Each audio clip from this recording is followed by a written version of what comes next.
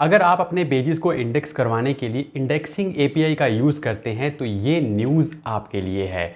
Google ने अपने indexing API documentation को अपडेट कर दिया है और यूज़र्स को स्पैम डिटेक्शन और मिसयूज़ के लिए वार्निंग दी है। इस स्टेटमेंट में गूगल ने साफ कहा है कि इंडेक्सिंग एपीआई के थ्रू किए गए सभी सबमिशंस रिगरस स्पैम डिटेक्शन से होकर गुजरते हैं। अगर इंडेक्सिंग एपीआई को अब्यूज़ किया जाता है, जिसमें मल्टीपल अकाउंट्स या कोटा से ज़्यादा यूसेज भी शामिल है, तो अकाउंट एक्सेस को रिवोक किया जा सकता है। वैसे आपको बता दूं कि indexing API job posting sites और लाइव स्ट्रीमिंग वीडियो पेजेस की जानकारी गूगल तक पहुंचाने के काम के लिए यूज़ की जाती है। इसके अलावा वो साइट्स जो बहुत जल्दी कंटेंट पोस्ट करती हैं, उनके लिए भी एपीआई हेल्पफुल होती है ताकि गूगल उनके पेजेस को जल्दी क्रॉल और इंडेक्स कर सके। तो अगर आपके पास जॉब पोस्टिंग वेबसाइट है या फिर आप लाइव स्ट्रीमिंग वीडियोस पोस्ट करते हैं तो आप स्ट्रक्चर डाटा के साथ इस सर्विस का यूज़ कर सकते हैं, लेकिन कोटा लिमिट्स और एपीआई गाइडलाइंस को फॉलो करते हुए।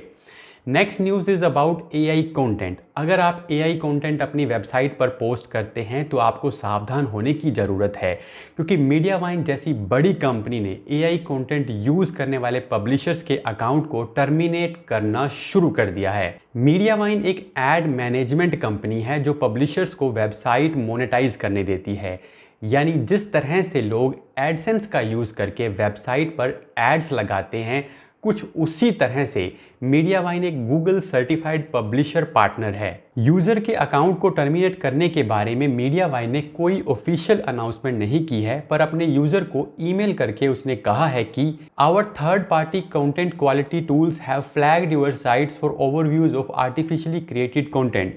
Further internal investigation has confirmed those findings. जिसके बाद कहा गया कि आपका पब्लिशर अकाउंट टर्मिनेट किया जाता है। मीडियावाइन ने इससे पहले एक ब्लॉग शेयर करके कहा था कि without publishers there is no open web, there is no content to train the models that power AI, there is no internet.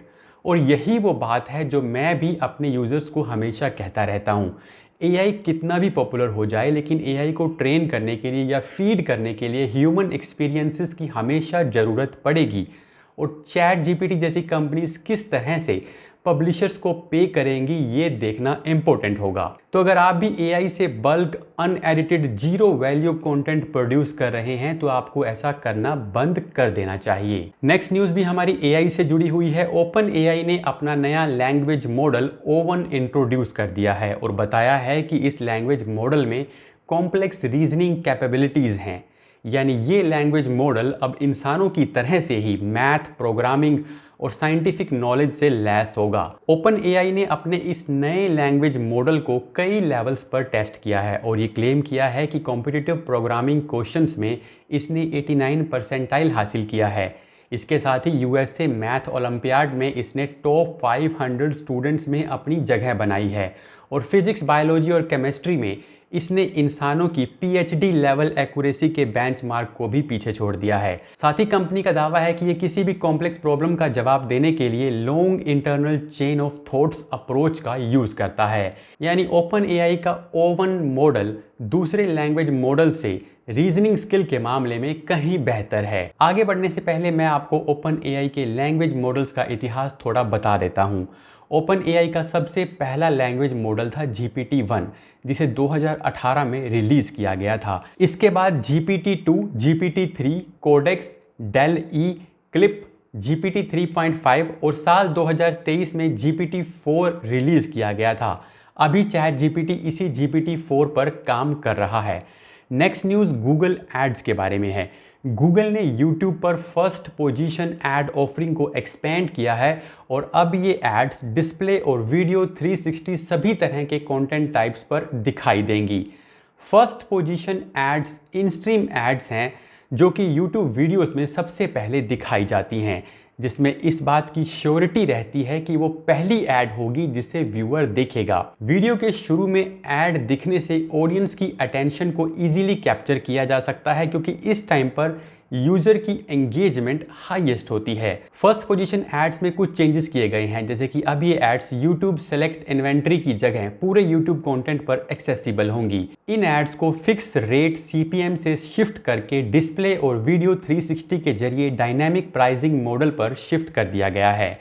इसका एक और फायदा ये होगा कि अब एडवर्टाइजर्स ब्रॉडर रेंज कंटेंट की हेल्प से अपनी टारगेट ऑडियंस तक आसानी से पहुंच पाएंगे। फर्स्ट पोजीशन टारगेटिंग लॉन्ग और शॉर्ट दोनों तरह के वीडियोस पर दिखेंगी, लेकिन YouTube TV पर इनके दिखने की कोई गारंटी अभी गूगल ने नहीं दी है। नेक्स्ट न्यूज़ आपकी प्राइवेसी और एडवर्टाइजर्स दोनों से जुड़ी है।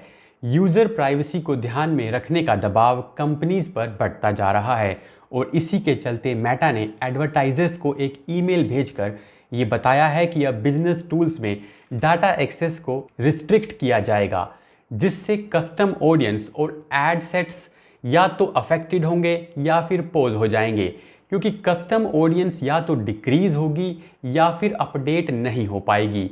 इसके लिए मेटा ने स्टैंडर्ड पैरामीटर्स के साथ न्यू ऑडियंस बनाने की सलाह दी है। एक्सपर्ट्स के अनुसार जिन कैंपेन्स में हाइपर टारगेटेड UTM पैरामीटर्स का यूज हो रहा है वो पोज हो सकते हैं, जिससे अब ऐड देखी गई या उस पर क्लिक हुए या नहीं, इस तरह की रिपोर्ट्स भी एडवर्टाइजर को शायद नहीं मिल पाएंगी।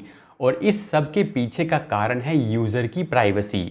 नेक्स्ट न्यूज़ भी एडवर्टाइजमेंट से जुड़ी है, लेकिन ये न्यूज़ गूगल ऐड से जुड़ी है। गूगल ने सर्च और डिस्प्ले ऐड कैंपेन्स के लिए एनहांस्ड CPC या eCPC बिडिंग स्ट्रेटजी को बंद करने का फैसला ले लिया है।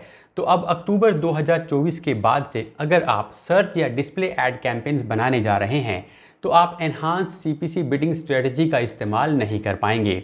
हालांकि पुराने कैंपेन्स के लिए ये बिडिंग ऑप्शन मार्च 2025 तक काम करता रहेगा। इसके बाद जो लोग अपने कैंपेन्स में बिडिंग स्ट्रेटजी चेंज नहीं करेंगे वो बाय डिफ़ॉल्ट मैनुअल CPC पर ट्रांसफ़र हो जाएंगे। गूगल ने ऐसा इसलिए किया है क्योंकि अब गूगल के पास advance machine learning bidding strategies हैं और उसे अब एनहांस CPC जैसी बिडिंग स्ट्रेटजी की कोई ज़रूरत नहीं है। तो ये थी इस वीक की digital marketing news. I hope आपको ये एपिसोड पसंद आया होगा। अगर अच्छा लगा तो वीडियो को लाइक कर दीजिएगा और अपने दोस्तों के साथ शेयर ज़रूर कर दीजिएगा। मिलते हैं आपसे एक और वीडियो के साथ।